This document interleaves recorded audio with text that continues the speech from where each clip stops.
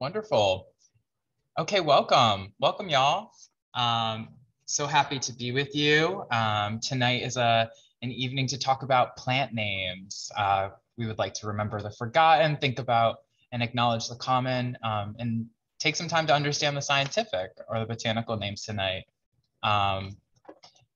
My name is Nathan Hunter, and I'm with Concrete Plant Park.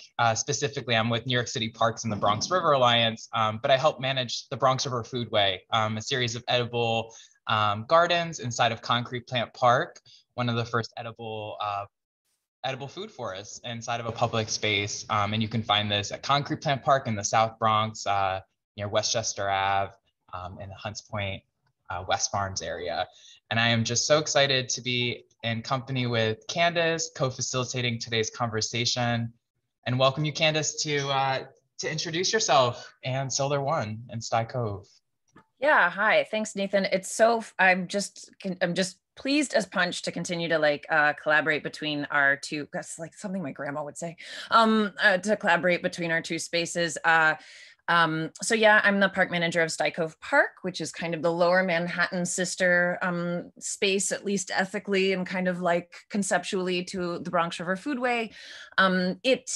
It was, and will be a 2-acre food forest in lower Manhattan between 18th and 23rd Street on the East River. Right now, it is a giant pile of dirt because it is being raised and rebuilt as a result of storm surge and climate change. But it will hopefully by the end of this year, maybe sometime next year, be reopened for you to come and visit us. And in the meantime, I'm so excited to be able to have conversations and hold space for conversations like this. I'm just back from being in the woods, so I'm not a very full human right now. So yeah, thank you so much. And I'm so excited to be here with Kamesha and Chenae. And I think this conversation is gonna be really rich. Yes, thank you so much, Candace. You just came back from being upstate, so appreciate you coming back down, and yeah, co-facilitating these convos. We wanted to take some time though to just kind of enter this conversation by naming the land we're on and to do a bit of a land acknowledgement. And I'm just so grateful. We have one of our guests, Chenae Bullock of the Shinnecok Nation, who is willing to just kind of acknowledge land together. And so I welcome you, Chenae, to unmute and appreciate your support. Tabutne in the Shinnecok language means thank you. Natasawi Sakampanayu Meshu Netui Uskwa. Shinnecok Nachashayawank. My given name is I Lead Canoe, I'm Butterfly Woman, and I come from that community all far east there, which is known as the Shinnecok. Shinnecok translates to the people of the stony shores. And as you can see, all of these tribes essentially make up related communities. And so in the land in which I'm actually calling in from today is the Muskogee Creek territory all the way in Atlanta, Georgia. So I'd like to acknowledge that. But this is a very great map here. You can actually visit native-land.ca. And I suggest you just kind of keep this in your notes at all times. So that way you're always aware and you always are able to acknowledge the land in which you're on.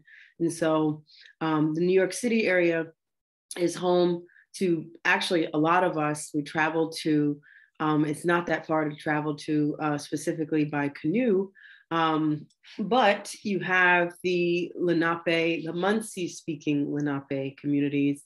And then of course, a little far north, you have the Scotticoke, and the Chenae right there in Queens, and the Rockaway and the Maroc communities are essentially, they spoke like the Muncie dialect, as well as the dialect that we speak out in the Shinnecok territory. So that's just a little bit of the land in which we are honoring as we're talking about the indigenous plants or the plants that are still located there or that we're trying to protect. Thank you, Chenae, so much for sharing this with us and for being present tonight. I think beyond just acknowledging land, we want to encourage folks to recognize that Indigenous folks are among us. This is not, y'all are here, and it's important to also pay homage, but also to pay money and restitution, but really to support y'all. So we have a series of links, one of which is the Manhattan Fund, which it helps to support local Indigenous work that's happening here in the city. And so we'll be sharing these links in our follow-up email, but we encourage you just to be mindful and always remember what land you're on. Thank you, Chenae. I myself tonight want to recognize that I'm on Lenape lands, Lenape lands. I'm here in the Bronx currently. And this conversation, I was fortunate enough to have the power to kind of pull us all together for this conversation. And it was really because I personally was struggling with learning botanical names and was having some fear and some insecurity around learning about botanical names as a gardener and as a horticulturist. And I had this conversation with so many other educators and participants in the outdoors, right, or in nature. And I pulled up this slide, which was crowdsourced really by a bunch of folks. Candace really put this together, but it was friends who have been doing research around language. And as we've been building a foraging guide for our spaces, we've been wanting to really center Indigenous names, the forgotten names, I would say, to our plant kin and our on the land, right? As horticulturalists and gardeners and consumers, right, folks who eat food relate to these plants in various ways, we often forget the names that were their initial given names. And so we were talking before about how it's just now there's a lot of energy going into this. This is not something that's been prioritized in the past, but we as a community, I think, should just be conscious of that and center. And so I'm really excited for tonight's conversation to uplift, and to acknowledge not just the forgotten names, but the common names as well, and then to tackle some of these understanding some botanical names. So appreciate everyone for being here, and encourage you again to just drop your knowledge in the chat and feel free to participate at whatever capacity you have tonight. But I'm going to stop sharing screen so we can see each other, and we're just going to kick it off. Tonight we are joined by Shinnecok and Kamesha, and we may have another guest, Yaya, joining us. But I would just like to take some time to highlight you all and for you to just self-introduce yourself. If you don't mind, Shinnecok, kicking us off. Sure. Well, I've given you all my traditional name and at least where I'm from. But just a little background of me. I am a tribal citizen of the Shinnecok Nation. I wasn't born and raised there. I'm a military brat, but my home is there. My heart is there. My traditions, my teaching, and my family is there. I actually wear two hats. One, I am a business leader for my tribe's cannabis business. Very, very proud of that. So we are really advocating for inclusion of Indigenous inclusion in the entire industry, because we know that cannabis is a very sacred plant. And so that's what we are being able to provide, is that education within the industry. And then I'm also the founder and CEO of Moskehtu Consulting, which is a cultural and heritage preservation firm. So all of the different ways of preserving culture, preserving heritage, whether that is through the person, whether that is about the plant, in the history. The real goal is to be able to reconnect people back to the environment, because it's really our environment that is really dependent upon us to thrive. So that's kind of some of the work that I do. And I'm just really honored to be here to hopefully reach all of you and just learn something while I'm here as well. Wonderful. Thank you, Chenae. Kamesha, would you like to join us and just share with the audience who you are? Introduce yourself. Sure. My name is Kamesha. I am a gardener at the Bronx Nursery. I am head propagator and grower for the Bronx Nursery. So basically any and all small flowers, shrubs, and most trees that you've seen within like the past 3-4 maybe years going. That was me. They've been through my hands. I've also grown for concrete, which I loved, fruits and vegetables for concrete. Yeah, born and raised in Virginia, schlepped to New York City to see the big city lights when I was 20 and got sucked in and never left, so. So happy to have you, Kamesha.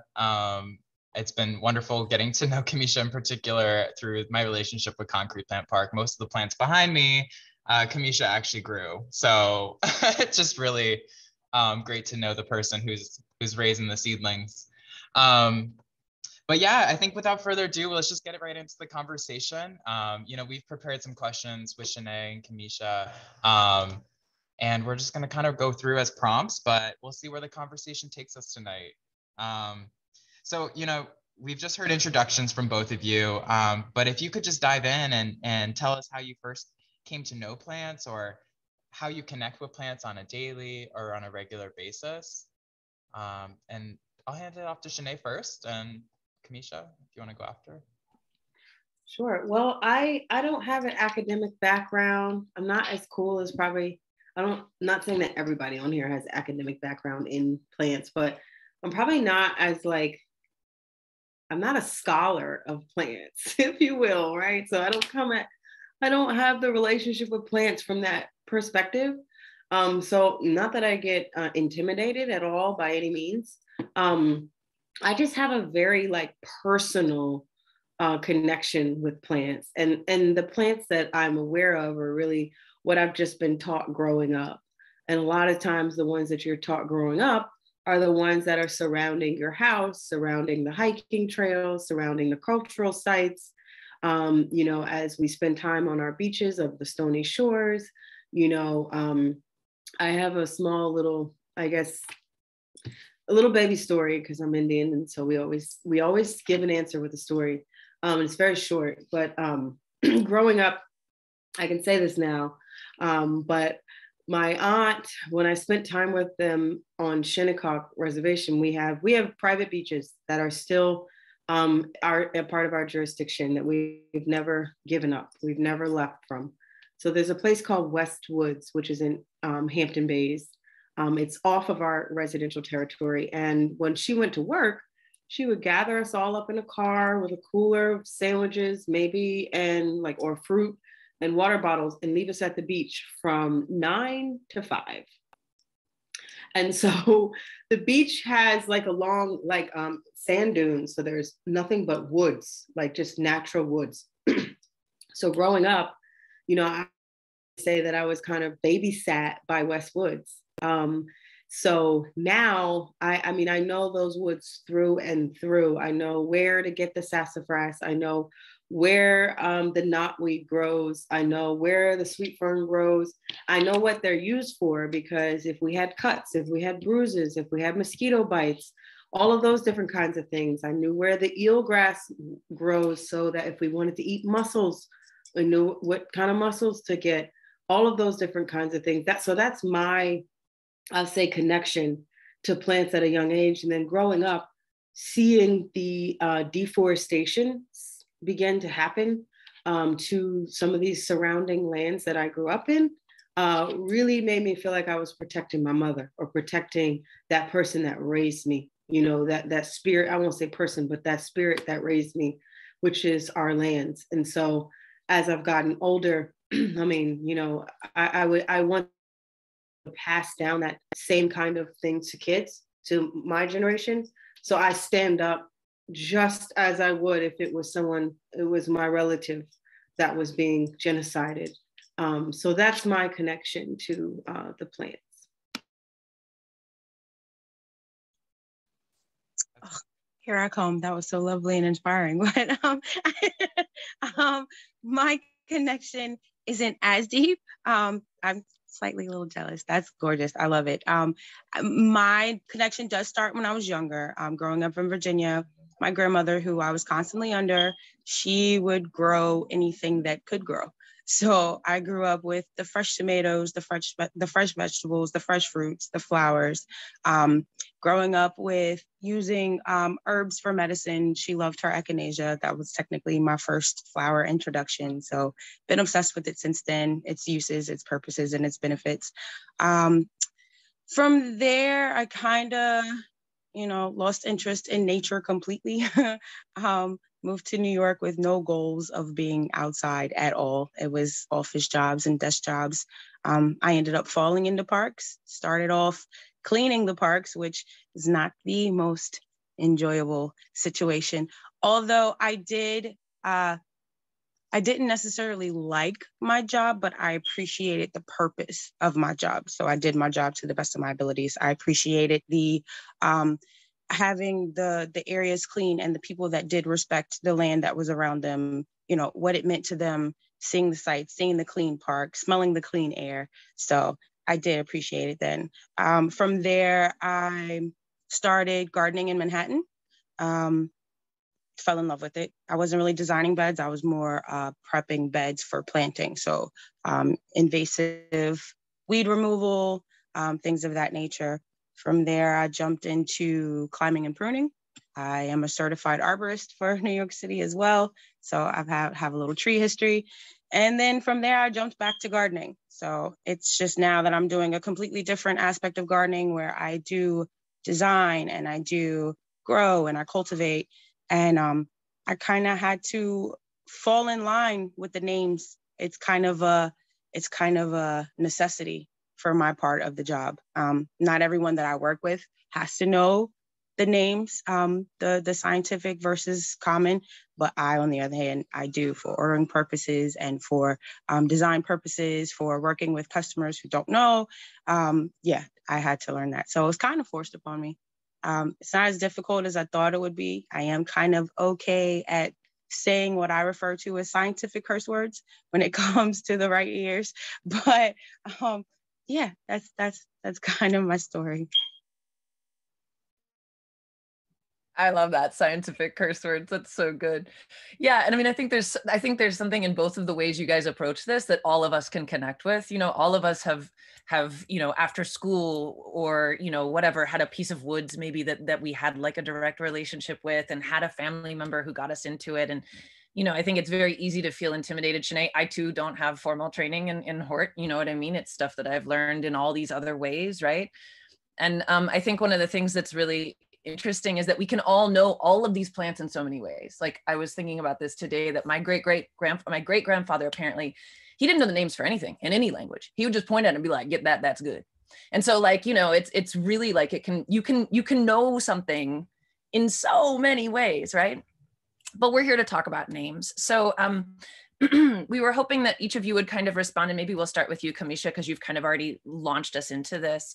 What are between kind of Latin names and common names, late boneset or eupatorium, like what are the ones that you find yourself using, and when are you using them in certain contexts, and what does binomial nomenclature offer you, right? That you don't get out of a common name? Like, why would it be important to know such a thing? And then Chenae, maybe we'll kind of bounce that to you and the ways in which the plants you work with.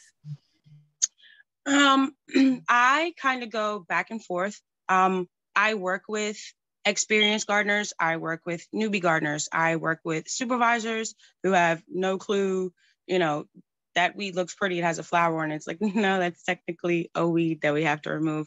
I work with volunteer groups that, it's like, hey, this marigold will look great under the tree. Yeah, but that's a shade. That's a sun plant in the shade kit. So it'll, depending on who I'm speaking to, depends on the language I use, I guess.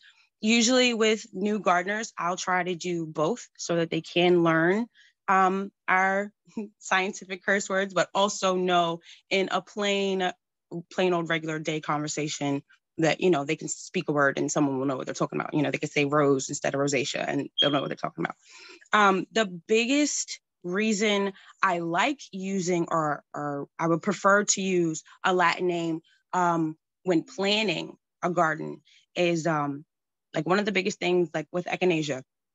In New York City, echinacea is called is called purple coneflower. And Rudbeckia in New York City is called black-eyed Susan. But in Virginia, echinacea is called black-eyed Susan. So if you're in Virginia and you're asking, you're in Virginia and you're planting this gorgeous yellow garden and you ask for a black-eyed Susan, being from New York, they're going to give you the wrong color for your garden. So it's important to be able to go in and say, hey, do you have a Rudbeckia? Or hey, do you have an echinacea? Versus, hey, do you have this purple coneflower? Or do you have this black-eyed Susan? When my black-eyed Susan looked completely different from yours. So that's one of the big things. Another big thing is ordering, purchasing, because we are a city agency and because we do have to order from different vendors that will buy seeds from different countries. We have to know, okay, we can't use this because it's a bamboo and bamboo's invasive here. Or we can't use this because it's native to Asia, and usually things that are native to Asia are extremely invasive in the US. So it's good to know by their Latin name, be able to identify basically where they come from. Certain names are more simple than others, like our native roses will be like a Rosa rugosa or Rosa virginiana, that's clearly Virginia, or Rosa Carolina, that's Carolinas. So it's native to the East Coast. So you have, certain identifying factors is that. But those are the situations I really like to use the differences in, speaking to someone out, a patron in the park, I'll use a common name, of course, because they're a patron. I don't want them to look at me, I'm crazy. But for the most part, with our coworkers, yeah, I try to learn Latin. And I do it a lot too to help me remember, because I do grow so much. Like this year's goal is 70,000. And I'm literally growing by myself. So it's a lot to do and a lot to have to remember. So I will try to use Latin more for my memory, for my boost, but it goes back and forth depending who I'm speaking to. Yeah, so great. And I think you bring up a really good point about binomial nomenclature. A lot of times, like a canadensis, like that is the more you kind of learn these words, the more you're able to see the recurring patterns of like, oh, okay, like they're actually talking about a place here.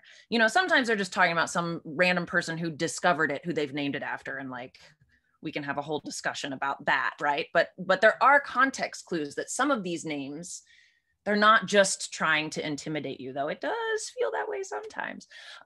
Chenae, like, so what are the names that you find yourself kind of most drawn to when you're relating to plant kin? Well, I think it's a combination of just what I've been taught and what I'm still trying to learn.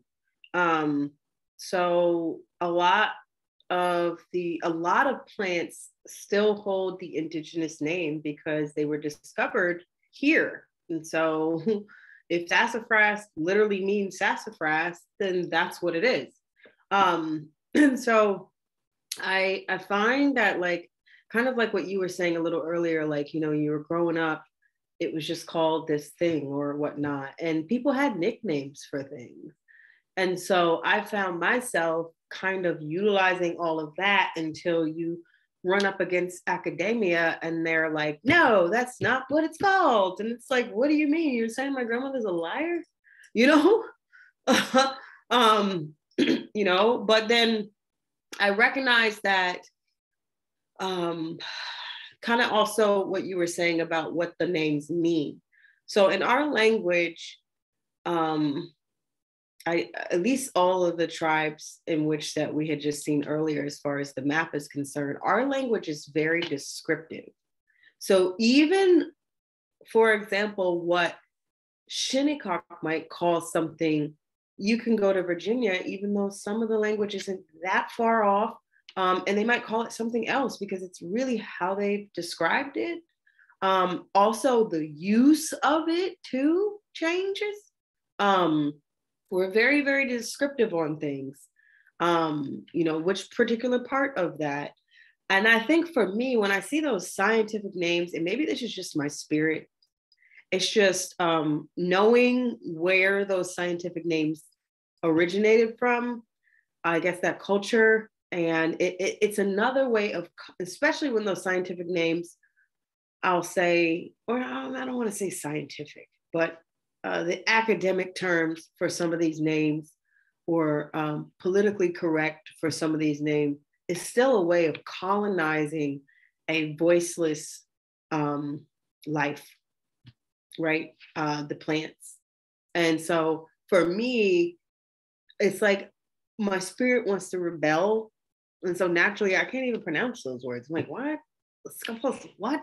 Hexer? What? Like, I don't even know, but as I'm getting older, I'm a lot more, I'm understanding like the need to be more observant and reserved versus to attack something that is one foreign and has colonized our community. And then also I like to learn about other quote unquote indigenous plants around the world from the indigenous peoples, right? Because it's the similarity in how they approach calling the plant, using the plant is very similar to how we would. So if you go to Africa and there are plants that are there, the indigenous people are going to have a certain type of connection to those kinds of plants, which is very similar to our connection to the indigenous plants here. So I find myself wanting to know those kinds of things. But when it comes to plant names, I think it's like another way of colonizing, right? Sometimes. But, and then, to what was said a little earlier about, it's so colonized, like in one state, they have a law that you can't use this name and you can't use this name. And neither one of them are the indigenous names. Go figure. So it's kind of like, you're talking about New York, that's a highly regulated state, one of the oldest states here in this country. And then Virginia, same thing. So to me, it's like, yeah, but what does the plant feel? And what is the connection that we have to it?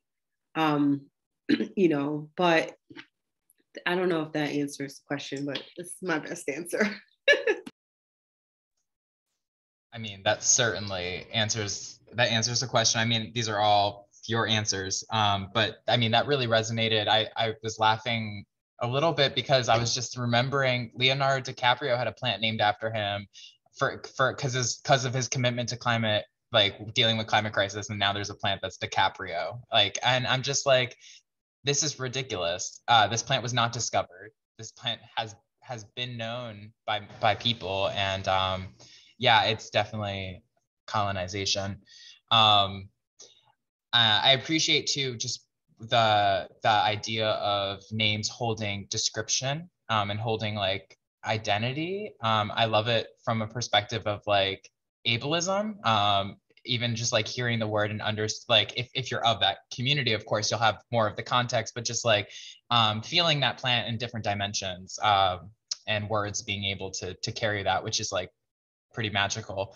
Yeah, I mean, this makes me kind of think about our next question, which was really centering around, like uplifting a couple plants, 2 to 3 plants or whatever number you feel, but just uplifting some plants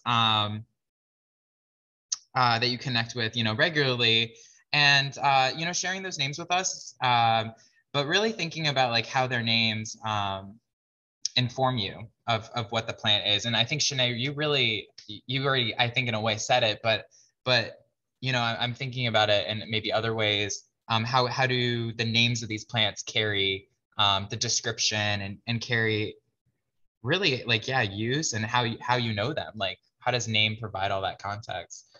Chenae, did you have more to say to that? I'm thinking if we like snake back the opposite way. Yeah, I do. I was gonna say, so for me, the plants, right? For me, I use them. The daily plants that I use in my life, like every single day, is sage, sweetgrass, and cedar, like all the time, religiously. Like I don't think a day goes by that I don't see it, touch it, smell it. And it's because it's a part of my prayer. It's a part of, I use it in every single way. So that's through even just sitting right here. I'm burning sage with a small little teeny braid of sweetgrass. But I also understand that cedar is something that we use for cleansing. So to sweat, they are utilized. Sometimes people use them in ceremonies. But even when I get sick, or if I have a fever or something like that, I will either ingest it, I will steam myself over it. I've even put cedar in my bath to really draw out the toxins. Sage, same thing sometimes. Obviously people utilize it to purify the room and things like that, but it definitely it has a sensory memory as well. And sweetgrass, the same thing. Growing up, I smelled it wild because we were always outside. But incorporating that specifically during the pandemic, I've included more sweetgrass in my life because it really helps to calm me down with all the anxiety that I think each and every one of us are unfortunately kind of having. So I utilize it and I work with them. I harvest and I forage. I forage for them, and I gift them. I use them every time I wake up to all throughout the day, and they've been utilized in that form. So for me, it's really those. But on hand, I always make sure that I have like herbs and certain plants on me at all times. Like, I've gotten bit by spiders because I like to be outside. I no longer have to go to the hospital anymore because I know how to get rid of the poison. So it's a matter of having certain medicines on hand at all times. And so, I have those kind of plants as well. I don't really like utilizing all the different pharmaceuticals and things because they use different ingredients today than they did when we were growing up. So I want to make sure that I have, the preventatives in my life. So those are really the three plants I'd have to say. The word for cedar in our language is chikup. That's how you say cedar. I don't really know exactly offhand sweetgrass and sage per se, but I do know that they grow within our traditional homelands. And sweetgrass is also fine. It's struggling, I'll have to say. A lot of people are having a difficult time trying to grow it now. You guys probably could speak more to like what that cause is making it difficult, but it's not found in a lot of the places that it should be found. And so having it is very important for us.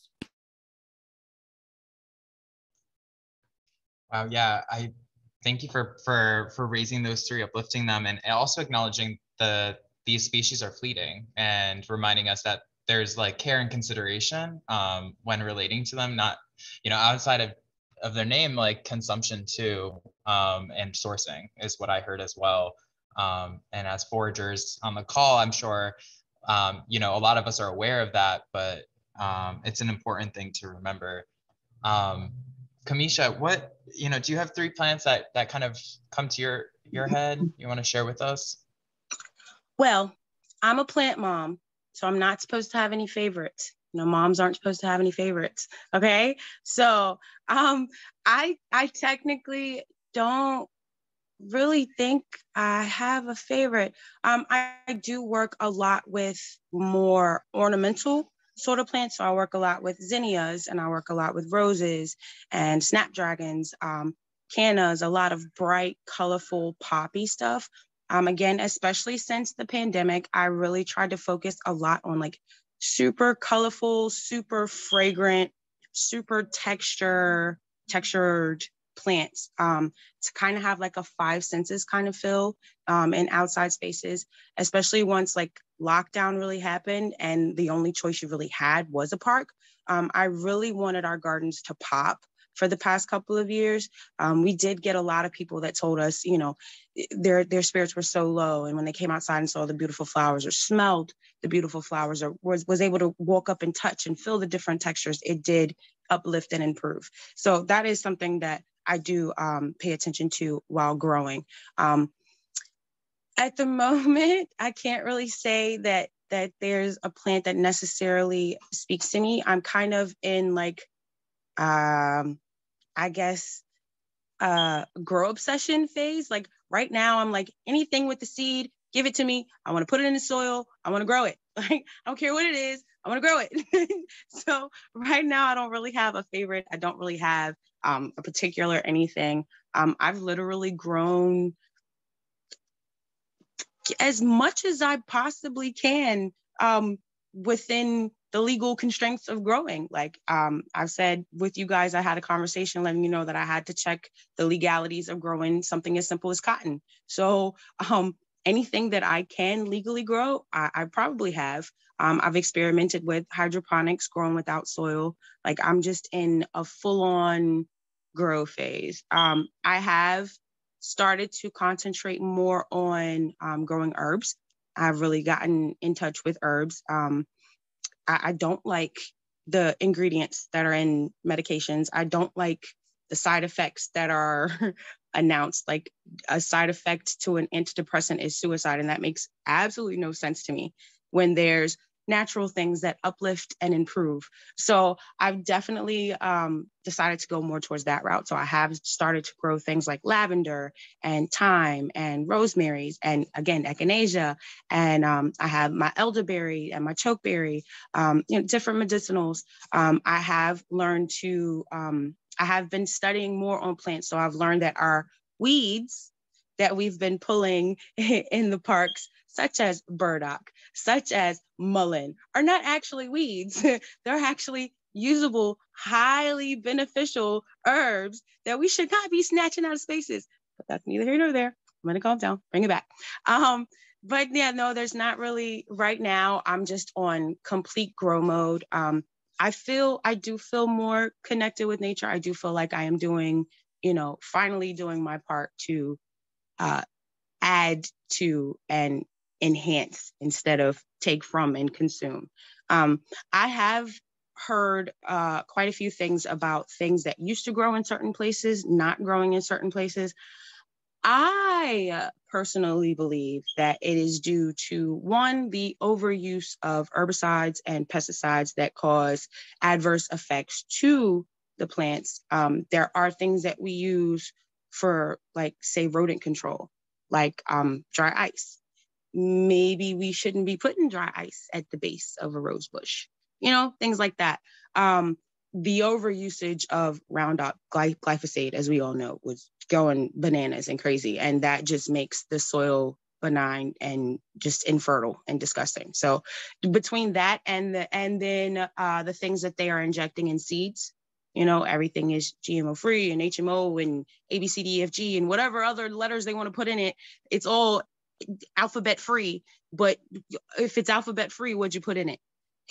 There's all, it's like anti-pest, anti-fungal, anti-this, anti-that, but what are you taking out to enhance or boost that anti-whatever, or what are you adding in to boost that anti-whatever? That's changing the complete composition of the plant, which is changing the composition of the soil, because what everybody doesn't think about is what you put in the soil also affects the soil.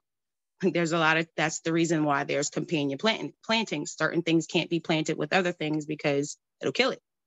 So there's a lot of aspects that go into it that people don't pay attention to. They think gardening is just so simple. You pop a plant in the soil, and you put the plant in the dirt and water it. It's beautiful.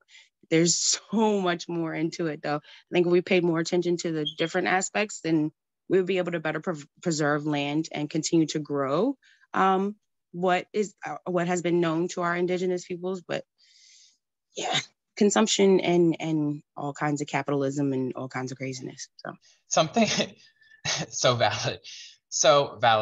Something you brought up that I was like, yo, I have to say something is like this whole conversation that happens in the Hort world about native versus introduced versus hybridized. And what you named just then has really sat with me, not just through this conversation, but in life, which is the fact that like plants work, that are native to this land, the originals, have benefits beyond beauty and smell, which are the two that I think you started off talking about. You were like, well, these are the plants that I recognize. And that's I think most people, right? Like when we think about plants, we recognize it based on the senses. But what we don't remember is that native plants have reactionary, relationships, right? With pollinators, with the microbes in the soil, like with calibrating pH levels and bringing up nutrients and all that magic. So I appreciate that you just brought that up. And I think that's like part of this too, right? I think it's mostly, and I don't really want to call it ignorance because that's kind of a harsh word, but I think it's mostly that people just don't know. Like, that's not something that I didn't know that, you know, you can't, you have to rotate areas that you plant corn in because of the nitrogen uptake, and it leaves, you know, not enough left for specific plants, but other plants that don't like, you know, that much can go there. Like, I didn't know things like that. I didn't know, you know, not to plant something under a black walnut tree because the black walnut is toxic to most plants and will, you know, sterilize the soil around it so that only it can grow. It wants no competition. I had no idea. So I think it's an educational thing. It's also a kind of a consumption thing too. It's like people want. So you don't really care what you're doing to the land. You're just trying to make your dollar. You know, it's not about, hey, well, I have echinacea and you have burdock. Let's share. Or I need mullein. Do you have, you know, XYZ? Like, it's not, it's just gimme. So that's true. a part of a huge problem too. So true. Chenae. Yeah, I wanted to add to that because it's so interesting, because when I think about it, every time we get into these conversations, I always have to remind people that people think that the only colonization happened to us. They fail to realize that colonization also happened in the botanic world as well. When the settlers came, and let's just go all the way back to like 1607, 1612, and 1619, specifically to Jamestown, right? Because when they came with women and children. The first couple of times in the Northeast, there really wasn't women and children because it was for economics, right? So you had trade, you had the Dutch trade right in New York City. You had, in the 1500s, right off of Nantucket, you had a trading post. So it was really for profit. You didn't really have a lot of botanics coming at that time. But in the Virginia area, you did, because they were bringing plants. They literally brought the plants with them. And so not only that, the agricultural culture of Europe is not like the agriculture culture of the indigenous peoples. When you go into an indigenous garden, it looks like the woods. Everybody wants everything beautifully, highly manicured, to the point where New York City and other places have actually kept those laws. So the weeds that they have put inside of these laws automatically teach people that that's weeds, they gotta go. So culturally, when we think about the clash of the settlers and the indigenous peoples, you have to think about the clash of the invasive species and the indigenous species. The bittersweet that strangles the trees. You can't even run through the woods now. You literally cannot. You cannot run straight through the woods. And why is that? Because we can't burn like we used to have controlled burns, to be able to put nitrogen back into the soil so that where the soil can thrive. You know, when slavery began to really take off, it was because they learned just enough on what crops could actually turn a profit, which would be tobacco and corn specifically, which are high nitrogen stripping plants there, very similar even with cannabis in a sense. So you've got these stalk-like plants, but that's all they grew. They didn't care, just like how you're saying, is people's like, oh, okay, I just want to, that was the mindset of the colonizers at that point in time. When they came and they settled and they went past all of that, all of Long Island, there were like football fields the size of, like our cornfields were like the size of football fields. And they didn't look all manicured. It looked like a forest, but you had corn, beans, squash, like all of these other different types of plants, like literally kind of growing in there, and its own like organism, if you will. And that actually helped not only the soil, but the environment and everything. And it wasn't anything for profit. But when you see that corn could be produced the way it was, now you really stripped everything else out. And so now you're stripping all of the things from the land. And it's about time that people that want to be educated in this are actually speaking to the native peoples that have sustained this education. And we're not quite in the academic world. But I just wanted to add that because we should always think about the colonization that happened to the plants as well. Because it's those very same plants that you're going into Whole Foods and buying a tea bag for that has mullein and burdock root, but it's that very same plant that you're mowing over with your lawnmower. You know, so just added my little Indian 2 cents there. I appreciate that so much. I mean, I think as foragers, like that's, you know, I think we're always constantly arguing, like, why are you poisoning the dandelions? Like when they could be helping you, and it's because it's about value, right? And it's about who can make profit off of things. They'd rather you poison your lawn and then go buy it at Whole Foods. Because then they win on both sides, whoever they are. Yeah, I mean, you guys have brought up so many wonderful things about, you know, kind of, I wanted to kind of also echo this idea that, like, you know, knowing sweetgrass, like by its smell, right? Or like knowing some of the plants that you work with.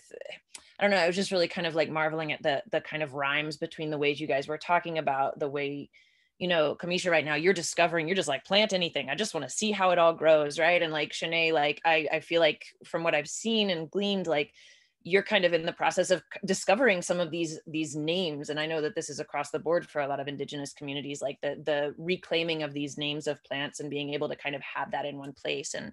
And yeah, this kind of like holisticness and being able to kind of hold all of that complexity. And so when you think about kind of the future of how we think about names, right? Like there's a benefit to knowing that, you know, bittersweet nightshade and Eastern black nightshade, one will kill you, one makes a great ketchup, right?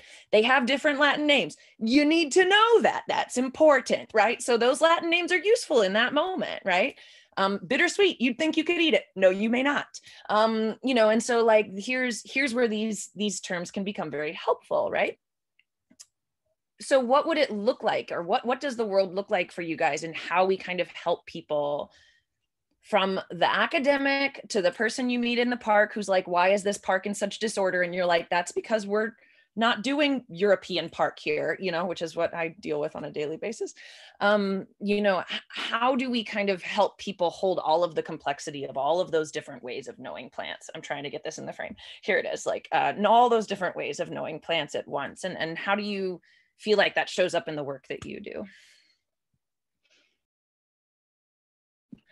Yes, I always forget to pick someone. I was like, good. I'll go. It's all right.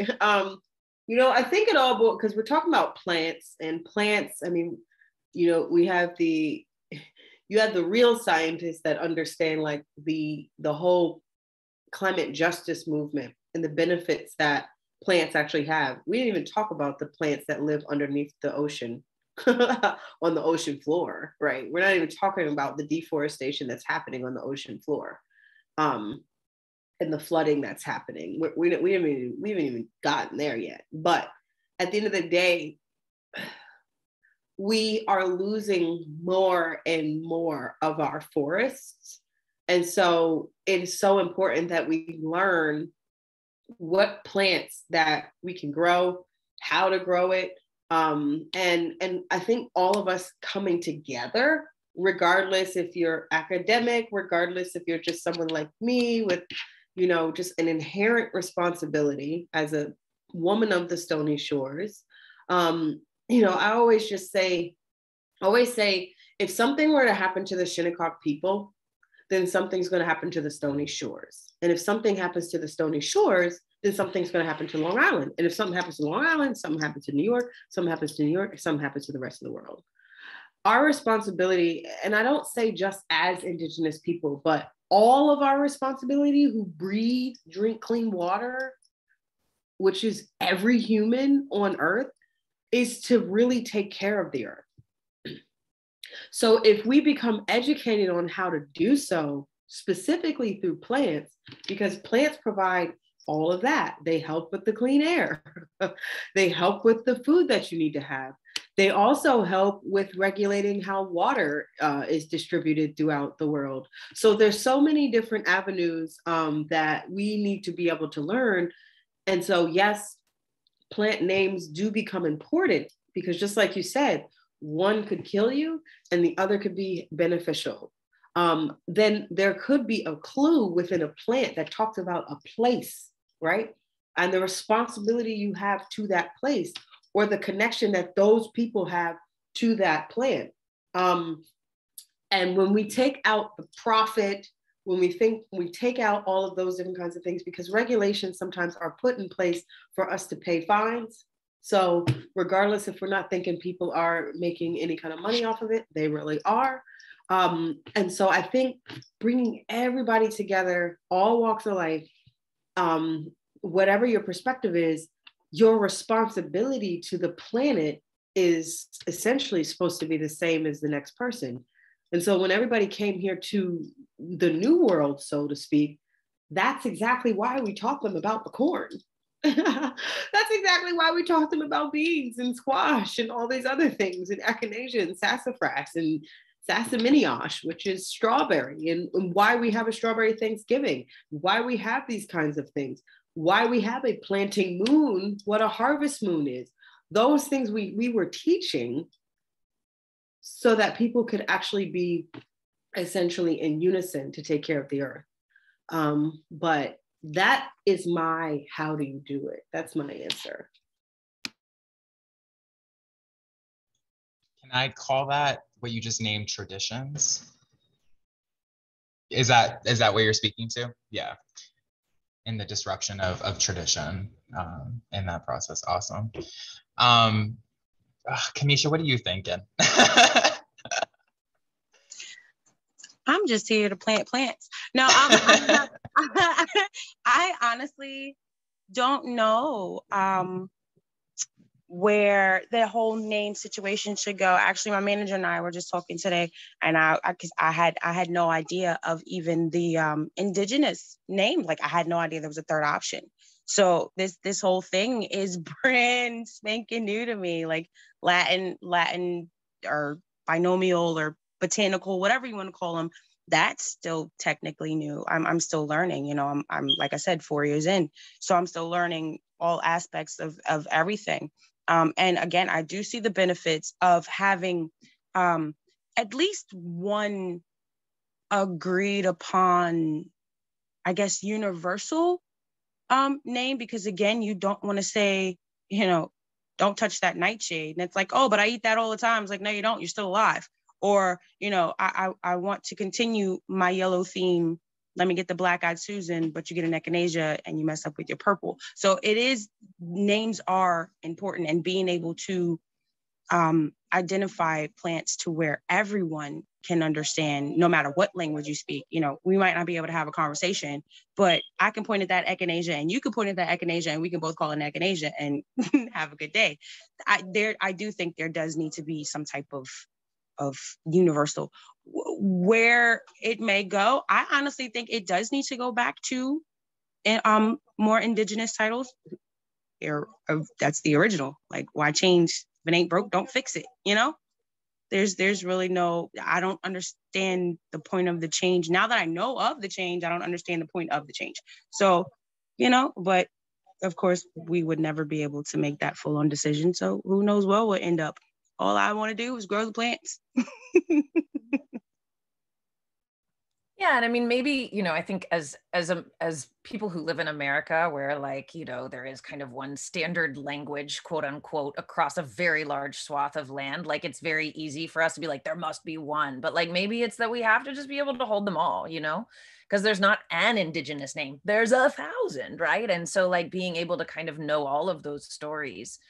One thing I was thinking about, because Nathan had mentioned Sambucus canadensis, like, you know, thinking about this native and non-native conversation, one of the things that I've gotten from Latin names is the fact that it does help me realize plant relatives from across the globe, you know? So, like, I can know that Sambucus canadensis is the American elder, but long ago on Pangea, it had a relative, it had a brother, right? And they just got separated. And so, like, kind of thinking about this idea of holism, or, you know, trying to figure out where we find these relationships, right? That we've just evolved separately, but there is a relationship, you know? And that's one of the things that I think I've gotten out of Latin names that has gotten me past the intimidation, because they definitely used to intimidate me.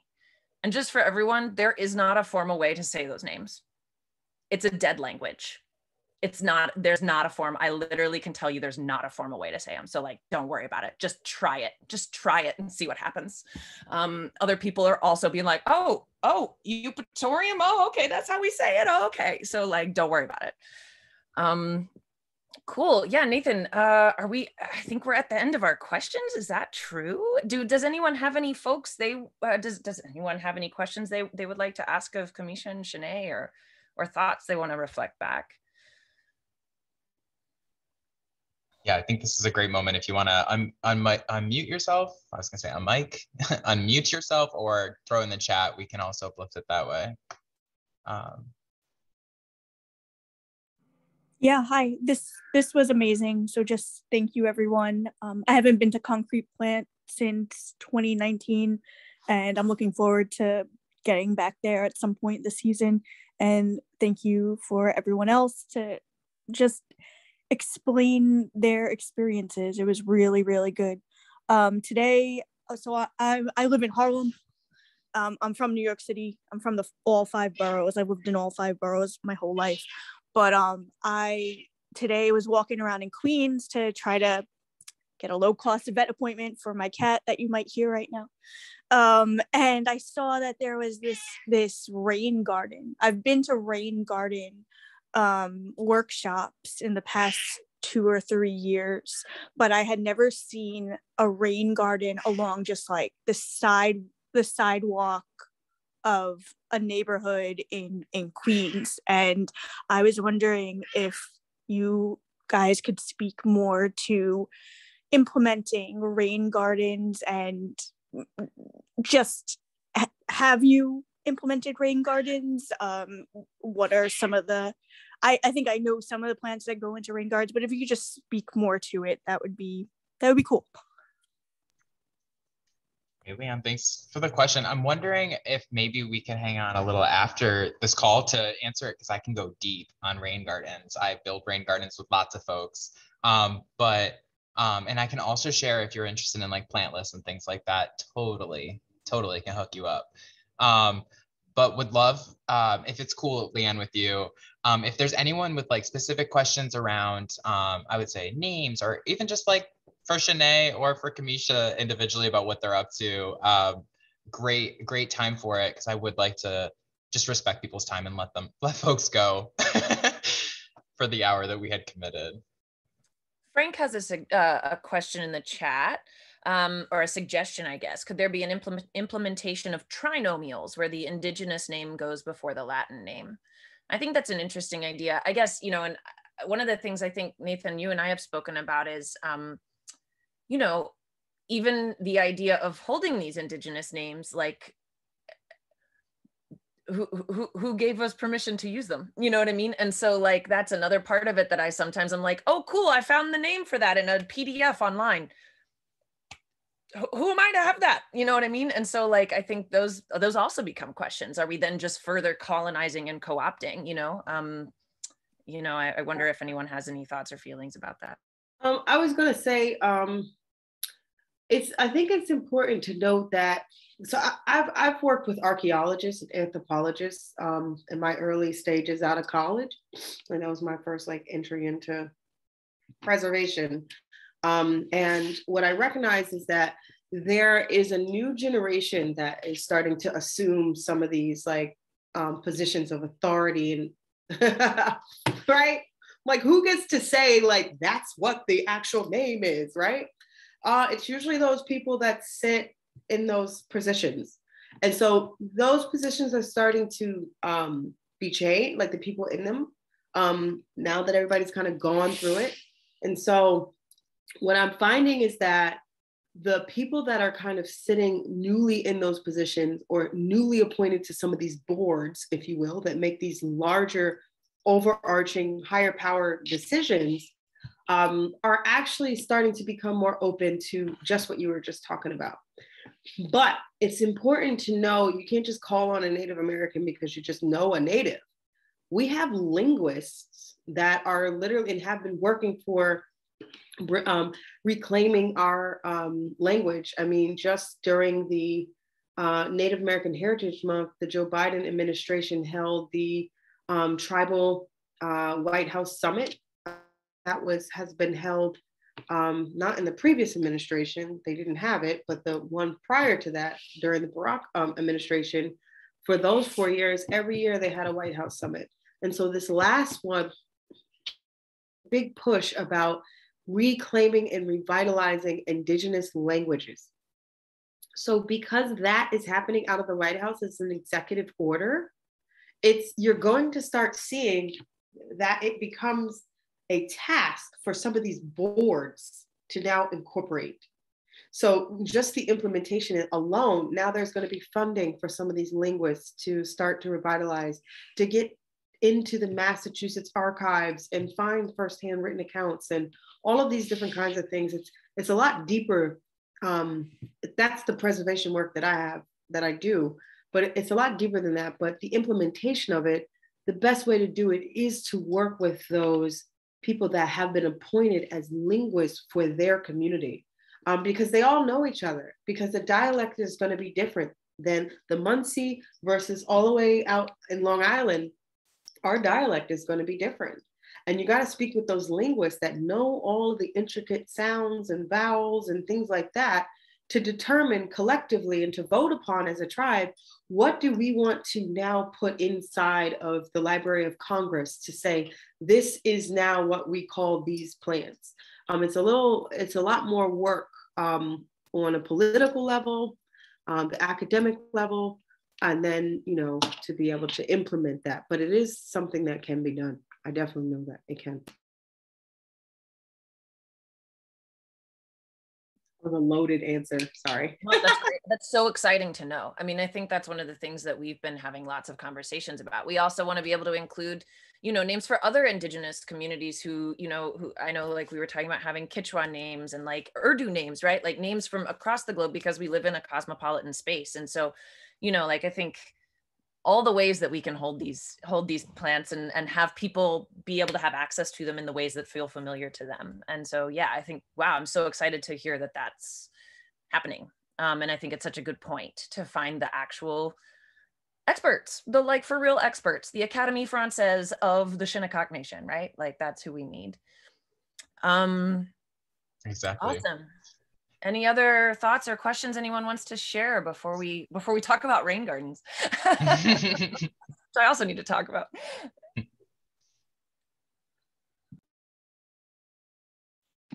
I was going to say, if no one has any questions, just like a little baby call to action kind of thing, if that's okay. Please. So I'm going to put in the chat ways that you can actually follow me. And then from there, you can go to the website, you can learn more about my tribe and all of that. But we have Earth Day coming up. I think everybody knows that, right? We have Earth Day coming up. It's probably a big week for a lot of us, but there's so many different ways and just from the Indigenous perspective, to just see what the local Indigenous people might be doing, and sometimes we're doing stuff for Earth Day. And then there's also obviously 420 happening too. Just wanted to just put that kind of stuff out there. Some really cool call to actions there. Thank you, Chenae. And feel free to also put in Moskehtu. Don't know if I said that right. Been hanging around. Okay. Awesome. Kamesha, any last words, anything you want to share out before we kind of close up for the night? Not really. I guess for all of those who are in the Bronx, I hope we are upkeeping those beautiful spaces to your liking. If not, don't come for me. It's not my fault. I just grow them. No, but I hope everyone's spirits are, being uplifted. Spring is finally here. Winter blues, shake it off. Flowers are blooming, flowers are popping. I know for me, inside of the greenhouse, I am in a floral heaven all day, every day. So I am as happy can be. So I hope everyone else is feeling the same.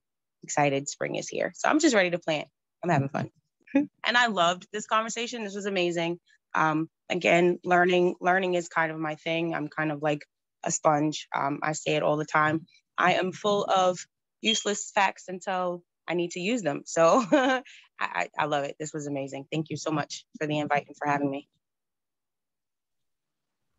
Thank you. I'm so jealous. God, I want to see what your greenhouse looks like. I bet it's just like, yeah, eye candy galore. Come see me. You guys have to set up something. Come see me. Deal. Field trip time. Oh, Kamesha, do you have socials that you feel comfortable sharing? Sure. I can put my social in the chat. It's nothing too extensive. I just basically share what I grow or maybe some projects that my coworkers have completed that we're working on. So nothing excited, but I'll share it. Awesome. Yeah, Jess was curious. Thank you. And Candace, anything you want to plug? Any last kind of comments or things you want to share out? Well, yeah, we're doing a little, I'd have to find the signups for it, but we're doing a little volunteer day this Saturday from probably 10 to noon. We're going to be doing I'll call it an egg hunt, not an Easter egg hunt, for all of our spring ephemerals so that we can mark them so that once they go to sleep, we can dig them up and give them away. So if folks want to come out Saturday morning at 10 o'clock, you can help me mark where all the Dutchman's breeches and the Virginia bluebells are so that we can admire them now. And then once they go to sleep, dig them up. So because they're going to be bulldozed. So if you want to come do that with me on Saturday morning, I can put the sign up in the thing we'll send around after the fact. How about you, Nathan? What you got going on? Yeah, so I would say, yeah, Earth Week is on the horizon, and working for an environmental nonprofit has me doing many different things, but I'm excited actually mostly about a pollinator series that I'm leading. So I encourage folks who are interested in learning about pollinator species to join me this Tuesday during the day, 11 a.m. We will be virtually coming together to talk about building pollinator habitats. So if you want to continue the conversation around plants and native species in particular, we'll be talking a lot about them. And this is all in preparation for a butterfly release at Concrete Plant Park on June 4th. So if you're interested in raising butterflies, this is a series for you. We'll be training you on how to raise butterflies to release on June 4th. So stay tuned. And I will say, don't be sad if you have to work a 9 to 5 and you miss the 11 a.m. Virtual. It'll all be recorded and saved to our YouTube channel so you can catch up at your own speed. So that's the big thing. I'm going to just drop in the chat our link to our organization and our calendar for all the other programming that's happening. But we're about 15 minutes over the time that we had allotted for this. And I just want to thank everyone for being present tonight. Candace for co-hosting and helping set this all up. Chenae, Kamesha, for your energy and all the words and information you've shared tonight. You both are a joy, really. Thank you so much. Thanks, everybody. And Leanne or anybody else wants to talk about rain gardens, we can stick around, and I want to hear a little bit because, yeah, I need some knowledge about that too. But yeah, everybody else, have a lovely evening. All right. And I think I want to learn how to raise butterflies. So I might be there. Send me the information. Got you. I'm all in there Tuesday at 11. I want to release butterflies. I'm so in. Raise butterflies. I didn't realize you were gonna, like, you can raise them at home. That's a thing. It's a thing. I didn't know. Oh, I'm 100% in. I'm so there. Come learn with me. I am. I'm so in.